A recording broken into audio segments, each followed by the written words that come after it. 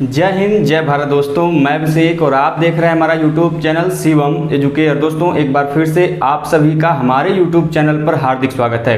दोस्तों आज की इस वीडियो में हम लोग बात करेंगे इतिहास और हिस्ट्री से संबंधित उन महत्वपूर्ण प्रश्नों की जो आपके प्रतियोगी परीक्षाओं अर्थात UGC net, GIC lecturer, TGT, PGT या भी कोई भी ऐसा कॉम्पिटिटिव एग्जाम्स हो जो कि हिस्ट्री या फिर आर्कियोलॉजी से प्रश्न पूछे जाते हैं, उनके लिए बेहद महत्वपूर्ण प्रश्न होने वाला है दोस्तों। तो हम आज से सीरीज की शुरुआत करेंगे। इस पहले एपिसोड में हम लोग महत्वपूर्ण रूप से प्रमुख 10 प्रश्नों की चर्चा करेंगे। इसी प्रकार हम अलग अलग कई सारे भागों में महत्वपूर्ण प्रश्नों की चर्चा करेंगे। तो दोस्तों यदि आप भी चाहते हैं कि आप यूजीसी नेट, जीआईसी लेक्चर या फिर टीजीटी, पीजीटी जैसे एग्जाम्स की तैयारी करना चाहते हैं तो मेरे दोस्त चैनल पर बने रहिए और चैनल को सब्सक्राइब कर लीजिए, बेल आइकन को प्रेस कर लीजिए, क्योंकि आपके पास वीडियो की लेटेस्ट नोटिफिकेशन सबसे पहले पहुंचती रहे दोस्तों। तो आइए बिना कुछ समय गवाए आज की वीडियो को शुरू करते हैं। दोस्तों आज का हमारा सबसे पहला प्रश्न है वो ये है कि भारतीय प्रागैतिहासिक इतिहास का जनक किसे कहते हैं? Who is the father of Indian pre history? तो मेरे दोस्त जैसा कि आप सभी जानते हैं कि इतिहास को अर्थात हिस्ट्री को मेनली 3 पार्ट्स में डिवाइड किया गया है, 3 भागों में बांटा गया है। वो कौन कौन से मेरे दोस्त हैं? वो है मेरे दोस्त भारतीय प्रागैतिहास अर्थात प्री हिस्ट्री, उसके बाद आता है आपका आद्य ऐतिहासिक काल जिसको हम लोग बोलते हैं प्रोटो हिस्ट्री, एंड उसके बाद आता है हिस्ट्री। हिस्ट्री तो 3 भागों में बढ़ गया, pre history, proto history and history. तो मेरे दोस्त ऐसे पीरियड जहां पर हमें कोई भी रिटन एविडेंस अर्थात लिखित साक्ष्य नहीं मिलते, जिसके लिए हमें पूर्ण रूप से आर्कियोलॉजिकल एविडेंसेस अर्थात पुरातात्विक साक्ष्यों के ऊपर निर्भर होना पड़ता है, वह पीरियड, वह समय काल क्या कहलाता है? प्रागैतिहासिक काल कहलाता है अर्थात प्री हिस्ट्री कहलाता है। मेरे दोस्त उसके बाद आएगा कि प्रोटो हिस्ट्री क्या है सर, अर्थात आद्य ऐतिहासिक काल किसे कहेंगे?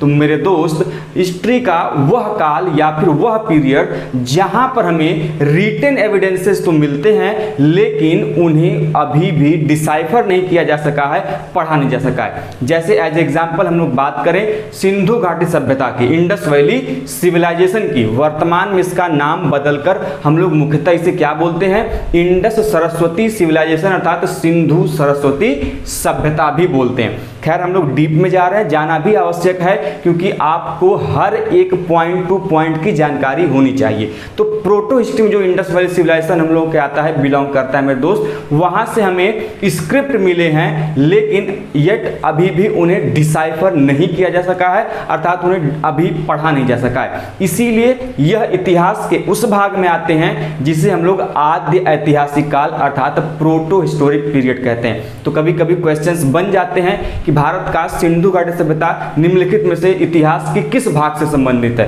तो आपको ध्यान देना होगा यह आद्य ऐतिहासिक काल अर्थात प्रोटो हिस्टोरिक पीरियड से संबंधित है। और तीसरा पीरियड कौन सा आता है मेरे दोस्त? वह आता है ऐतिहासिक काल से, जिसको हम लोग बोलते हैं हिस्टोरिक पीरियड। ठीक है, ध्यान में रखेंगे। तो हिस्टोरिक पीरियड क्या है कि ऐसे काल इतिहास के जहां पर हमें रिटन एविडेंस मिलते हैं और उन्हें हमने बाकायदे पढ़ भी लिया है, डिसाइफर भी कर लिया है। जैसे आपका मौर्य राजवंश, गुप्त राजवंश या फिर जितने भी ऐसे काल हैं जहां पर हमें रिटन एविडेंसेस प्राप्त हैं, जिनके थ्रू हम उनके इतिहास को जानते हैं, हिस्ट्री को जानते हैं, वो आपके हिस्टोरिक पीरियड के अंतर्गत आते हैं, ऐतिहासिक काल के अंतर्गत आते हैं। खैर अब बढ़ते हैं अपने प्रश्न की तरफ। देखिए प्रश्न है प्रागैतिहासिक काल अर्थात प्री हिस्ट्री से। तो मेरे दोस्त प्री हिस्ट्री के भारतीय कॉन्सेप्ट में फादर कौन है, जनक कौन है? तो वो है रॉबर्ट ब्रूस फूट। कौन है? रॉबर्ट ब्रूस फूट को मेरे दोस्त क्या कहा जाता है? Father of Indian pre history अर्थात भारतीय प्रागैतिहासिक इतिहास का जनक। देखिए एक महत्वपूर्ण बात इनसे और जुड़ी हुई है कि यही रॉबर्ट ब्रूस फूट हैं जिन्होंने भारत के संदर्भ में प्रथम पाषाणिक उपकरण प्राप्त किया था, अर्थात रॉबर्ट ब्रूस फूट ने ही 13 मई 1863 को पहली बार भारतीय संदर्भ में प्रथम पाषाणिक उपकरण अर्थात पत्थर के औजार की क्या की थी? प्राप्ति की थी। और कहां से की थी यह भी ध्यान रखिएगा। तो वह किया था तमिलनाडु के पल्लवरम से। कहां से किया था?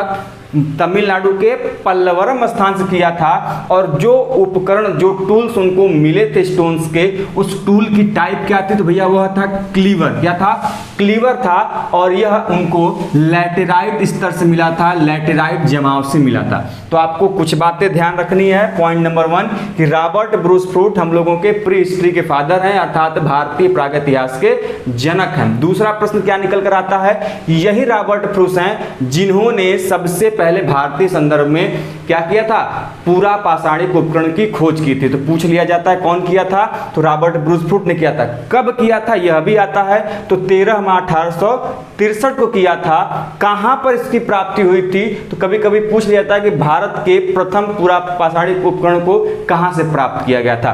तो पल्लवरम, जो कि तमिलनाडु का एक महत्वपूर्ण क्षेत्र है, वह उपकरण किस प्रकार का था, उसका टाइप क्या था? तो मेरे लाल वो था क्लीवर। और यह किस स्तर से मिला था? तो यह लैटेराइट जमाव से मिला था। क्वेश्चन नंबर 2 की तरफ चलते हैं कि आभूषण युक्त मध्य पाषाणिक मानव समाधियां हमें कहां से मिली हैं? तो ऐसे बरियल्स हमें कहां से प्राप्त हुए हैं जो कि आभूषण युक्त हैं, जिन पे हमें ज्वेलरी के भी हमको साक्ष्य या फिर एविडेंस देखने को मिलते हैं। सबसे बड़ी बात कि वह मेसोलिथिक साइट का होना चाहिए, मध्य पाषाणिक संस्कृति का होना चाहिए। तो मेरे दोस्त वो था महदहा साइट। कौन सी साइट है? महदहा साइट है, जहां से हमें मध्य पाषाणिक काल के आभूषण युक्त समाधियां अर्थात बरियल्स के प्रमाण मिले हुए हैं। अब देखिए जो महदहा है, इससे हमें न केवल मध्य पाषाणिक आभूषण युक्त समाधियां बरियल्स मिली हैं, उनके अलावा भी कई सारे एविडेंसेस मिलते हैं जो कि आपके एग्जाम के लिए महत्वपूर्ण है। देखिए क्या मिलता है उसके अलावा? तो 35 गर्त चूल्हों का प्रमाण भी हमें महदहा से देखने को मिलता है। कितने? 35। एंड इसके अलावा हमको स्तंभ गर्त मिलते हैं। क्या मिलते हैं? स्तंभ गर्त, अर्थात जो गाड़े गए हैं स्तंभ, उनके जो होल दिखाई देते हैं हमको, ऐसे थर्ड स्तंभ होल अर्थात स्तंभ गर्त की चर्चा की गई है। और 13 कंकालों के भी प्रमाण यहाँ पर मिले।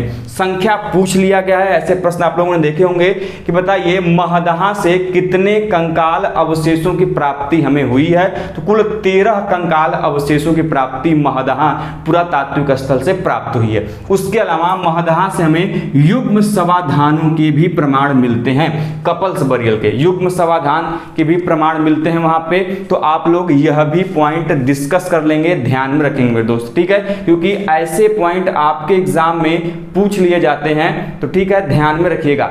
आगे बढ़ते हैं अगले क्वेश्चन की तरफ। अगला क्वेश्चन क्या है कि भारत में चावल का प्राचीनतम उल्लेख कहां से प्राप्त हुआ है? तो भारत के संदर्भ में यदि हम चावल के प्राचीनतम उल्लेख की बात करें तो यह प्राप्त हुआ है कोल्डिहवा से। कहां से प्राप्त हुआ मेरे दोस्त?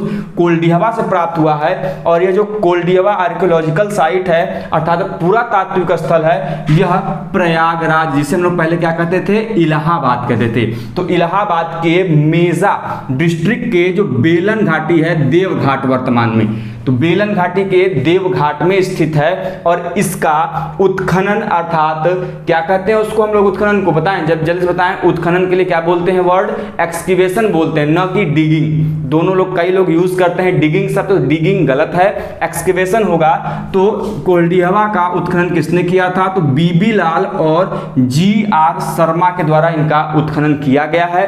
कब किया गया? तो 1946 में अर्थात 1946 में। तो आपको ध्यान रखना है कि भारत के संदर्भ में चावल का प्राचीनतम प्रमाण कहां से प्राप्त हुआ है?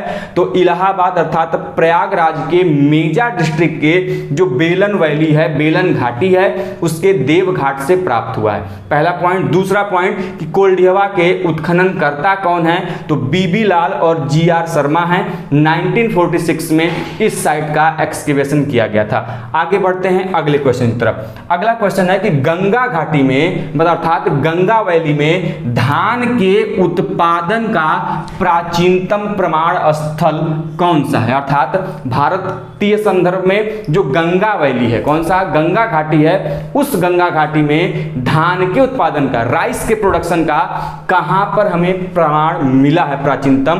तो वह मिला है मेरे दोस्त कहां से? लहुरा देवा से। कहां से मिला है? लहुरा देवा से मिला है। और यह लहुरा देवा यूपी के संत कबीर नगर जिले में स्थित है। कहां पर स्थित है? तो यूपी अर्थात उत्तर प्रदेश का जो संत कबीर नगर जिला है, यह लहुरा देवा आर्कियोलॉजिकल साइट यहीं यहीं पर स्थित है और यहाँ से हमें गंगा घाटी अर्थात गंगा वैली के चावल के अर्थात धान के उत्पादन के प्राचीनतम प्रमाण देखने को मिलते हैं। आगे बढ़ते हैं अगले क्वेश्चन की तरफ। ये बताइए कि जो मानव समाधान है, जो ह्यूमन्स बरियल हैं, ऐसा कौन सा साइट है कि वहां पर ह्यूमन्स बरियल के साथ साथ हमें एनिमल को भी बरीड करने का अर्थात दफनाने का प्रमाण मिलता है। बड़ा सिंपल सा क्वेश्चन है, बहुत ही महत्वपूर्ण है और प्रतियोगी परीक्षा में बार बार पूछ लिया जाता है, इसलिए आपको जानना आवश्यक है कि मानव समाधानों के साथ पशुओं को दफनाए जाने के प्रमाण हमें कहां से मिलते हैं। तो मेरे दोस्त यह मिलता है जम्मू कश्मीर की महत्वपूर्ण आर्कियोलॉजिकल साइट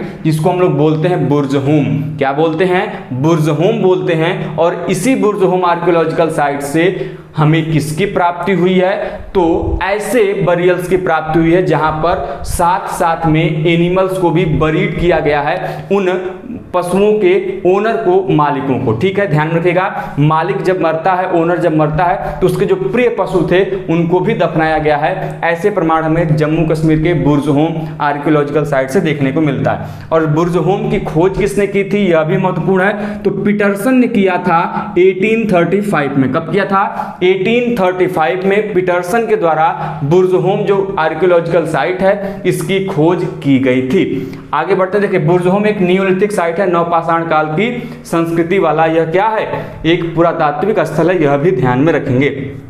आगे बढ़ते हैं क्वेश्चन नंबर 6 की तरफ। देखिए, ब्लेड और ब्यूरिन, यह क्या है? ब्लेड और ब्यूरिन एक महत्वपूर्ण टूल्स हैं। क्या है? महत्वपूर्ण स्टोन टूल्स हैं जो कि किस काल के परिचायक हैं, अर्थात यह किस काल को डिफाइन करते हैं ब्लेड और ब्यूरिन। यदि हमने कहा कि आपको ब्लेड और ब्यूरिन रख दिया तो आप किस काल को डिनोट करेंगे, किस काल को बताएंगे कि यह इस काल की विशेषता है? तो मेरे दोस्त, यह जो ब्लेड एंड ब्यूरिन है यह उच्च पुरापाषाण, जिसको हम लोग बोलते हैं अपर पैलियोलिथिक, क्या बोलते हैं? अपर पैलियोलिथिक पीरियड का है। तो उच्च पुरापाषाण काल में जो मानव थे, जो ह्यूमंस थे, ये स्टोन्स को काट करके क्या बनाते थे? Blade and burin. तो इनका मुख्य उपकरण क्या था, मेन टूल क्या था अपर पैलियोलिथिक पीरियड का, जिससे इनकी पहचान होती इस पीरियड की, जो इनकी विशेषता है वो टूल्स हैं ब्लेड एंड ब्यूरिन। क्या है? ब्लेड एंड ब्यूरिन जो टूल्स है वह अपर पैलियोलिथिक काल अर्थात उच्च पुरापाषाण काल से संबंधित है। अगले प्रश्न की तरफ चलते हैं। बड़ा महत्वपूर्ण सा प्रश्न है कि हथनोरा में, हथनोरा एक क्या है? आर्कियोलॉजिकल साइट है। किससे संबंधित है मेरे दोस्त? तो यह एक यहां पर मानव जीवाश्म मिला है, ह्यूमन फॉसिल मिला है। अब देखिए, यह जो ह्यूमन फॉसिल है यह पूर्व पाषाणिक काल का है और इसकी खोज किसने की थी? महत्वपूर्ण प्रश्न है। देखिए, जो ह्यूमन फॉसिल है जो कि हथनोरा से मिला है, यह जो जीवाश्म है मेरे दोस्त, यह जीवाश्म की खोज किसने किया था? तो इस जीवाश्म की खोज किया था किसने? भूगर्भवेत्ता थे, अर्थात भारतीय जो भूगर्भवेत्ता है अरुण सुनकिया। किसने? अरुण सुनकिया ने इस जीवाश्म की खोज की। इसका नाम क्या है? इसका नाम है इस जो जीवाश्म की खोज की थी उस जीवाश्म का नाम था होमो इरेक्टस। यदि आपसे कभी कभी क्वेश्चन पूछ लिया जाता है कि यह बताइए जो जीवाश्म अरुण सुनकिया ने खोजा था यह जीवाश्म किस प्रकार का है, इसे किस कैटेगरी में डिवाइड करेंगे? अर्थात ये ह्यूमन फॉसिल है, या तो निएंडरथल होगा या तो होमो हैबिलस, किसी न किसी टाइप का होगा। तो यह भी पूछ लिया जाता है, तो ध्यान में रखेंगे यह होमो इरेक्टस किसका है भैया? होमो इरेक्टस जो टाइप है ह्यूमंस का वह इस प्रकार में इसे रखा गया है। तो यह भी बात ध्यान में रखेंगे। और देखिए, यह प्राप्ति कहाँ से हुई है, किस स्थान पर यह हथनोरा है? तो जो नर्मदा वैली है, मध्य प्रदेश की होशंगाबाद में जो नर्मदा वैली है वहां से इन्होंने इस ह्यूमन फॉसिल को क्या किया था? प्राप्त किया था। Point number 1। और कब प्राप्त किया था? तो 5 दिसंबर 1982 को, अर्थात 5 दिसंबर 1982 को अरुण सुनकिया ने नर्मदा घाटी के होशंगाबाद के मध्य प्रदेश में प्राप्त किया था इसे। यह ह्यूमन की अर्थात मानव की किस जीवाश्म प्रकार से संबंधित है? तो यह भी ध्यान रखेंगे, यह होमो इरेक्टस से संबंधित है। देखिए मेरे दोस्त, जितने भी पॉइंट्स आपको बताए जा रहे हैं, हर एक पॉइंट आपके एग्जाम में आया हुआ है, तो यह बात क्लियर रखिएगा और याद कर लीजिएगा, क्योंकि कोई भी एक पॉइंट यदि आप छोड़ते हैं तो हो सकता है कि आपके एग्जाम में उससे प्रश्न आ जाएं और आप प्रश्नों को गलत करके चले आएं। आगे बढ़ते हैं अगले क्वेश्चन की तरफ कि बताइएगा कि किस मानव प्रजाति के द्वारा समाधान की व्यवस्था प्रचलित की गई, अर्थात मानव का वह कौन सा प्रकार था जिसने बरियल्स की शुरुआत की, समाधान की शुरुआत की, अर्थात मृतकों को दफनाए जाने की प्रक्रिया की शुरुआत की। तो मेरे लाल वह दोस्त कौन था? वह था होमो निएंडरथल।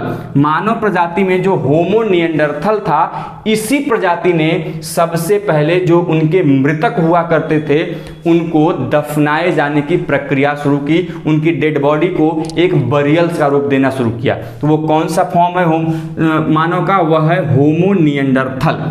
अब देखिए, जो निएंडरथल मानव है, इसका नाम कैसे पड़ा? तो जर्मनी में एक स्थान है निएंडरथल वैली। क्या है स्थान का नाम? Neanderthal valley. वहीं से पाया गया था निएंडरथल का पहली बार जीवाश्म, इसी कारण इसका नाम क्या पड़ा? निएंडरथल पड़ा। क्या पड़ा? निएंडरथल मानव पड़ा। तो यह भी आपको ध्यान में रखना है कि जर्मनी के निएंडरथल वैली से इसकी प्राप्ति हुई थी, इसीलिए इसे हम लोग निएंडरथल मानव भी कहते हैं। और इसने किस चीज की शुरुआत की थी सबसे पहले? तो मृतकों को अर्थात डेड बॉडी को एक बरियल का फॉर्म देने के लिए इन्हें जाना जाता है। आगे बढ़ते हैं अगले क्वेश्चन की तरफ। बताइएगा कि जो चौकोतियन गुफा है, जो चौकोतियन गुफा है, यहां से हमें मानव के किस प्रजाति का जीवाश्म पता चलता है? आप सभी जानते हैं चौकोतियन गुफा अपने लिए बहुत बड़ी फेमस गुफा है। किस लिए? क्योंकि यहाँ पे हमें एक मानव प्रजाति के एक ह्यूमन टाइप का क्या मिलता है? फॉसिल मिलता है, जो अपने आप में महत्वपूर्ण है, अद्भुत है। वह कौन सा फॉसिल है भैया? तो वह है ह्यूमन टाइप का होमो इरेक्टस। क्या है? होमो इरेक्टस। कभी कभी इसे एक और नाम मिलता है, होमो इरेक्टस पेकिंसन। क्या बोलते हैं उसको? होमो इरेक्टस पेकिंसन बोलते हैं। और शॉर्ट फॉर्म में कभी कभी पूछ देता है उसको, तो वह नाम होगा पेकिंग मानव। पूछ जाता है पेकिंग मानव का प्रमाण हमें कहां से मिलता है? तो मेरे दोस्त, पेकिंग मानव अर्थात जिसको हम लोग बोलते हैं होमो इरेक्टस पेकिंसन या फिर होमो इरेक्टस, इसका प्रमाण कहां से मिला है? चौकोतियन गुफा से मिला है। अगली चीज, जो चौकोतियन गुफा है यह स्थित कहां पर है, कहां पर सिचुएटेड है? तो यह चीन के बीजिंग में स्थित है। कहां पर स्थित है? चीन के जो बीजिंग शहर है वहां पर यह चौकोतियन गुफा स्थित है, केव स्थित है। और इस केव में लाइम का अर्थात चूने का भराव हमको देखने को मिलता है। क्वेश्चन आता है कि जो चौकोटियन गुफा है, यहाँ पर किस चीज की भराव हमें देखने को मिलती है? हमें लाइम अर्थात चूने का भराव देखने को मिलता है। और यहाँ से जिस प्रकार के हमको उपकरण अर्थात टूल्स की प्राप्ति हुई है, वो टूल्स में मुख्यतः चॉपर और चॉपिंग मिलते हैं। कौन से मिलते हैं? चॉपर और चॉपिंग टूल्स की प्राप्ति यहीं से हुई है। और कुछ विद्वानों का ऐसा मत भी है कि यही ऐसा महत्वपूर्ण आर्कियोलॉजिकल साइट है, पुरातात्विक स्थल है, जहां से हमें कंट्रोल्ड फायर अर्थात जो नियंत्रित आग का प्रमाण मिलता है, वो भी हमें यहीं अर्थात चौकोटियन गुफा से ही मिलता है। तो यह पॉइंट भी आप ध्यान में रखेंगे। अगले क्वेश्चन की तरफ चलते हैं, क्वेश्चन नंबर 10 की तरफ। क्वेश्चन नंबर 10 क्या है कि भारत में सर्वाधिक मात्रा में ताम्र निधियों की प्राप्ति किस स्थल से हुई है? तो भारत में जो ताम्र निधियों की प्राप्ति, आप सभी जानते हैं कि ताम्र निधियों का एक ऐसा फेज रहा जहां पर शुद्ध तांबे के कई सारे उपकरण एक बहुतायत मात्रा में, जिसको खजाने के रूप में भी लोग बोलते हैं, प्राप्त होते हैं। तो ऐसी ताम्र निधियों की सबसे अधिक मात्रा में जो प्राप्ति हुई है वह हुई है गुंगेरिया। गुंगेरिया आर्कियोलॉजिकल साइट है जहां से हमें ताम्र निधियों के प्रमाण सर्वाधिक मात्रा में मिले। और यहां से हमें कुल 424 के आसपास ताम्र निधि उपकरण टूल्स के प्रमाण हमको मिलते हैं। तो आपको ध्यान देना है कि कौन सा ऐसा आर्कियोलॉजिकल साइट है जहां पर सबसे अधिक ताम्र निधियों के उपकरण के प्रमाण मिले हैं, तो वह है गुंगेरिया आर्कियोलॉजिकल साइट। और आज के इस सेशन के लास्ट के प्रश्न की तरफ चलते हैं, वह है कि लॉरेल लीफ पॉइंट, बड़ा महत्वपूर्ण प्रश्न है, बार बार एग्जाम में पूछा जाता है। तो लॉरेल लीफ पॉइंट का संबंध किस कल्चर अर्थात किस संस्कृति से है? तो ध्यान रखेंगे, जो लॉरेल लीफ पॉइंट है वह संबंध है सालुत्रियन कल्चर से, सालुत्रियन संस्कृति से। इस संस्कृति की विशेषता यह थी कि जो सालुत्रियन कल्चर था, जो सालुत्रियन संस्कृति थी, यहाँ पर पत्ती के आकार के बेधक बनाए जाते थे, जिसको हम लोग पॉइंट्स बोलते हैं। बेधक पॉइंट्स, जो यदि आप लोग स्टोन टूल्स का टाइप पढ़ा होगा तो उसमें chopper, chopping, hand axe, cleaver, points, tanged points कई सारे आते हैं, स्क्रैपर आते हैं। तो उन्हीं में से एक है पॉइंट्स, जिसको हम लोग हिंदी में बोलते हैं बेधक। और यह जो सालुत्रियन कल्चर था, इसमें जो पॉइंट्स बनाए जाते थे, जो बेधक बनाए जाते थे, वो एक पत्ती की आकृति के होते थे। इसीलिए इन आकार के कारण कि इनकी आकार पत्तियों की तरह होते हैं, इनको बोला गया लॉरेल लीफ पॉइंट। तो किस कल्चर के जुड़े हुए हैं मेरे दोस्त? यह टूल्स यह सालुत्रियन कल्चर से जुड़े हुए हैं। तो आपको ध्यान रखना है कि लॉरेल लीफ पॉइंट का संबंध या फिर रिलेशन किस कल्चर से है? सालुत्रियन कल्चर से है। तो दोस्तों, हमने इस वीडियो के माध्यम से कुल मिलाकर 11 प्रमुख प्रश्नों की चर्चा की। तो वीडियो कैसा लगा आप हमें कमेंट बॉक्स में जरूर बताइएगा। यदि वीडियो आपको पसंद आई हो, आपके काम की हो, तो प्लीज चैनल को सब्सक्राइब करते चलें, क्योंकि आपके पास ऐसी ही लगातार महत्वपूर्ण प्रश्नों की श्रृंखला हम आपके साथ डिस्कस करने वाले हैं, लेने वाले हैं। दोस्तों, उम्मीद करते हैं कि आपको वीडियो पसंद आई होगी। तो मिलते हैं ऐसे इंटरेस्टिंग क्लास के साथ नेक्स्ट क्लास में। तब तक के लिए जय हिंद, जय भारत, हर हर महादेव।